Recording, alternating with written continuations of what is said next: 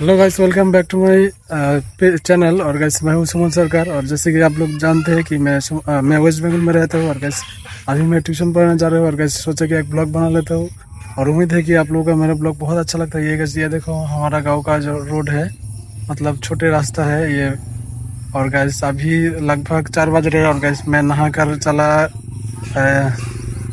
आया इधर वीडियो बनाने के लिए। और सोचा कि जल्द एक वीडियो बना लूँगा। तो गाइस जो लोग सोच रहे हो कि वीडियो बनाने का टाइम नहीं मिल रहा है, तो गाइस मुझे देखो मैं जाते वक्त वीडियो बना रहा हूँ। और टाइम मिलता है तो बैठ के मतलब छोटी छोटी क्लिप लेकर वीडियो बनाता हूँ। और गाइस एक ही बात मैं कहना चाहूँगा कि सफलता एक चीज़ से मांगता है, वो है टाइम। अगर आप जिस चीज़ पे टाइम दोगे उस पर सफल होना ही है आपको। और गाइस वीडियो अगर अच्छा लगा तो लाइक कमेंट कर देना। और गाइस मैं एक बात आप लोगों को कहना चाहूँगा कि मेरा फेसबुक पर 10 के फॉलोअर कंप्लीट हुआ है। और इसलिए गाइस सबको बहुत बहुत धन्यवाद। बाय बाय, मिलेंगे अगले वीडियो में। Thank you.